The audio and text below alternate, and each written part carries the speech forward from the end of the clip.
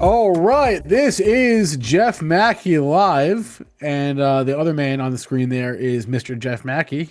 Jeff, how it's good to have you back. How was your It's trip to nice New to be York? back. Yeah, Yeah, New York was bustling. I tell you what, New York is the kind of the bleeding edge of stuff. And so, yeah. when the recession is on, when the economy is not good, you see it immediately there. I mean, it's you just do. The vibe's different. There's more homeless people. There's more vacant stores, just instantaneously. It's the first place you're going to find it. The place is just the right amount of crowded. It was pretty good Yeah, vibes while we were there. We had a really nice time. Now we weren't good. exactly, we were doing nice things, but it still was great. We went to one of the Restoration Hardware restaurants. It was crowded and fun. It was a good time.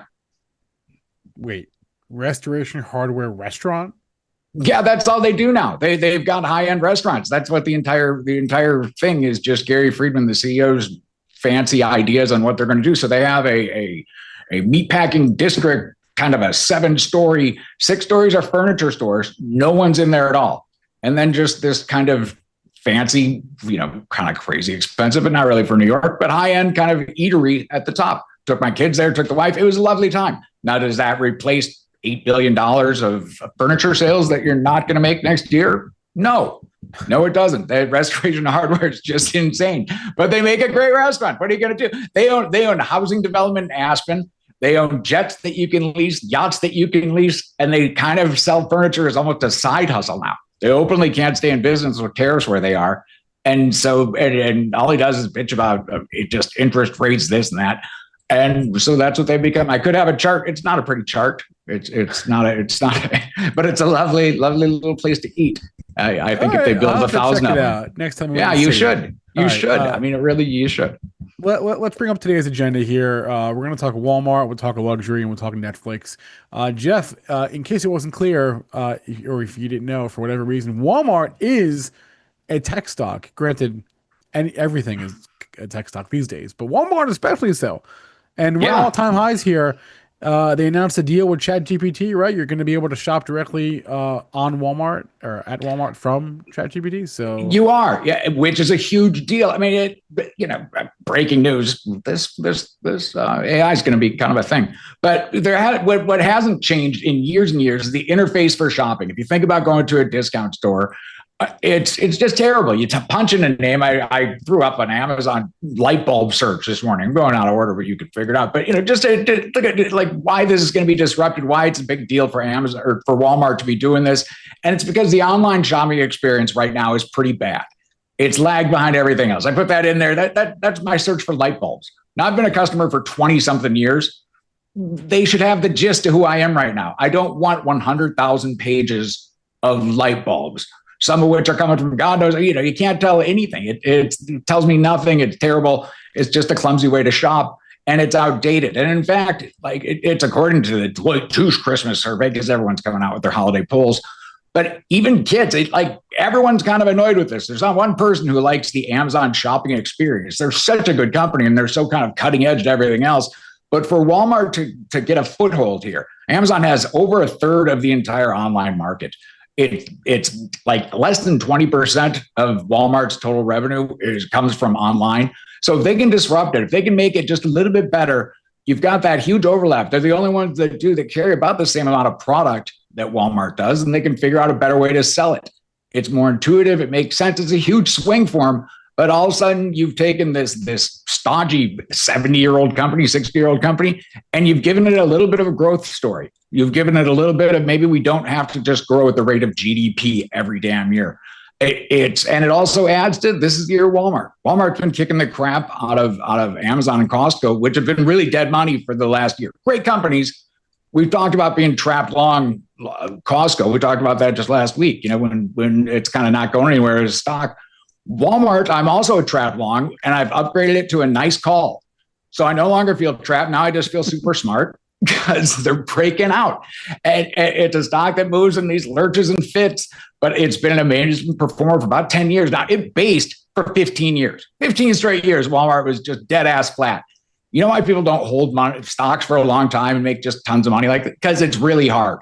That's a long 15 years. That's a long time to wait for you to eat. But since about 2015, they've been great. And this kind of gives them a boost. They give Walmart a shot in the arm There's them, Costco, and that's kind of it in terms of the big box. Target's no longer relevant, which is a bummer. But of those three, Walmart actually is kind of got the best opportunity to expand, at least it seems like. I mean, we talked about it last week. It's been a dead year for Amazon and cost. Amazon is actually held back by retail now, and they're the best retailer. They're doing better on terms of just their year-over-year growth with retail than they ever have, despite sucking. That's so interesting. It's so interesting what different businesses or growth drivers that Wall Street likes to focus on. You have Walmart, the company that basically invented e-commerce, being held back by e-commerce because it's not the cloud and it's not Amazon. It's not AI, right? Right.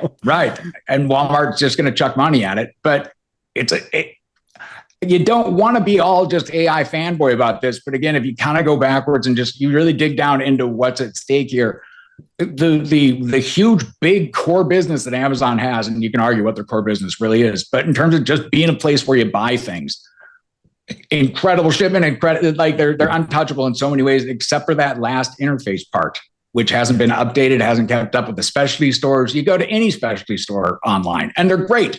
It's got the moving little fashion models and things, and it's just cool and easy to shop. Just even that's kind of the entry point. American Eagle has a decent little app. Everybody's pretty good, except not Amazon. It hasn't changed in 10, 15 years, really, for the most part. You just kind of dump your stuff in a bucket. It offers you just an assortment of unbelievably overwhelming fire hose of garbage, and it doesn't really know you at all as a customer. This is one thing I think people will actually kind of embrace on a huge scale, is a little more curated kind of output when you're just trying to buy something like light bulbs. What an interesting divergence we have over the last month between Walmart, Costco, and Amazon. These stocks are pretty correlated, right? They should be, sure. In the last few weeks, they are not, and especially not today with Walmart blasting off at all-time highs. So it's got a big base. It's an interesting chart, and at the very you certainly don't short all-time highs, but this thing's been on a heater. That's the way it goes. It's everyone owns it, but again, you haven't had a narrative yet that really justified it. But so that's your low end, going to kind of low mid end. Here's more low mid end strength. TJ Maxx all-time high today, upgraded today. I threw this chart on at the last minute just because everyone's so damn tepid in every poll you read. I know this isn't hugely breaking news, but the consumer seems to be kind of fine. It's pretty okay. If TJ Maxx is at an all-time high, if Walmart's at an all-time high, Walmart's the biggest retailer in the world. You can call it a staple, you can call it whatever you want, but it's at an all-time high. Sales are not bad. It's going to figure out some inroads. So you have to have a little economic help. Walmart's not going to be at all-time highs if the economy's really in the shitter. And, so things are okay. This chart looks kind of textbook, you know what I mean? It had a huge pop. That was an earnings pop, came right back down, filled the gap, tested the high, failed, tested the low, failed. Now here we are again. So you buy the dips on excellence, man, and tuck it in a drawer. And again, you just got to move these back. I mean, I think Walmart actually has a little room to stitch here. I mean, I think, like you say, it would make sense for it to pull back, and because next week there'll be a bad headline about how Christmas is going to suck or it's canceled or whatever. And I think you buy that. You got a nice clean stop on the old all-time highs is where you stop it out. I think you get to 120, 125 on this pretty easily just on this leg. It's a big enough deal. It's an actual tangible thing. If it was just hype, if it was just, we're building a chip plant or another data center or some goddamn thing, I wouldn't really care at all. But it's actually a pretty smart move, even without the terms, just because with Walmart's scale, they're going to make bank. They do almost $700 billion of sales a year. So they're going to figure out it's really hard for them to super overpay for something that's going to drive revenue. All right, let's change topics. Let's talk about luxury goods. Louis, super fancy Vuitton, LVMH, man, they were pretty good. They had earnings. Was it this morning or was it last night? I don't know, man. I just came from the East Coast. I sleep about 4 hours a night, Spencer. I don't know what time it is. I don't care. It was recently. They recently reported earnings on their schedule. Look at that rounding bottom we have. It's a classy bottom. It's a classy bottom, classic chart, having its best day in years and years and years. they weren't that good, but they saw strength in the U.S. and there's a lot of stuff that you can take out of it. They're a big enough company. It's just one of the hugest luxury houses on earth that you can take a look at a ton of different things. And so what I pulled out of it is that this isn't a flash in the pan. It says good things about the U.S. consumer to see relative strength in spirits. Booze was up a little bit. Some of that was restocking, but booze is never up anymore. You also saw strength, like a lot of it, in makeup, in Sephora, in other words, for U.S. investors. But that's pretty good news for Ulta. That's pretty good news even for like the Targets of the world. And again, it's not a consumer that's dying, really, on any level. Not yet, anyway. It should be showing up in data beyond sentiment indicators if people are going to stop shopping. And so luxury is doing well, mid-tier is doing well. I'm not sure. The low end Dollar Tree was kind of fine, but not great. But we're all clear. I think you can pick away at a good kind of chunk of these stocks as we get into this season of will they, won't they, and everyone's trying to decipher Q4. This is an interesting chart. I'm looking at this for a minute here. Obviously, wine and spirits is in a bit of a secular decline. That's not unique to these guys. That's pretty much across the board. But I did not realize that cosmetics was doing as well as it was. I thought that's huge. For some reason, I thought watches and jewelry were doing way better than they are looking here. I'm not sure why I thought that. But this is the best quarter they've had in a long time. This is not a huge breakout story. If you back up the chart on it, and I got kind of luxury in general for the last few years. On the next slide, they've got some work to do. That's a 10-year chart, and so you can see there they're kind of rolling back up and kind of coming off some lows. LVMH, it might be breaking that downtrend, maybe, but they've got a long way to go. So this is just kind of a little bit of a bounce, but it's encouraging stuff. It's hard to say it's bad, especially the makeup numbers. That is an area that was supposed to be kind of hammered through tariffs, through God knows what. It's a pretty complicated business, which is sort of amazing, but these guys are doing well at it. Wasn't this like the largest stock in Europe at those highs? It was just straight out of Lifestyles of the Rich and Famous, which was an old show that none of the young people will get out there, but the olds are just like, it was. It was a fancy little travelogue show. Yeah, but it super was. Guys in like velvet coats and crap and walking around and just being evil European French types. It was terrific. And it's way off the highs. They didn't have to be terrific, and they weren't. To see some nice gains. But again, people are just betting against these companies and they're not lay down shorts anymore. You just don't have all the thesis that you need. The bases all look good on all three of these. Let's talk about the maybe briefly before we move on to Netflix here. Let's talk about maybe the holiday season just for a second as we kind of barrel towards Halloween. Do we have an update on how things are going? Deloitte came out with one. I cited it before it's going to be fine. Their seasons are kind of screwed up. Deloitte survey is looking for about 4% growth. Now they count January. I don't know why you count January. That's really weird.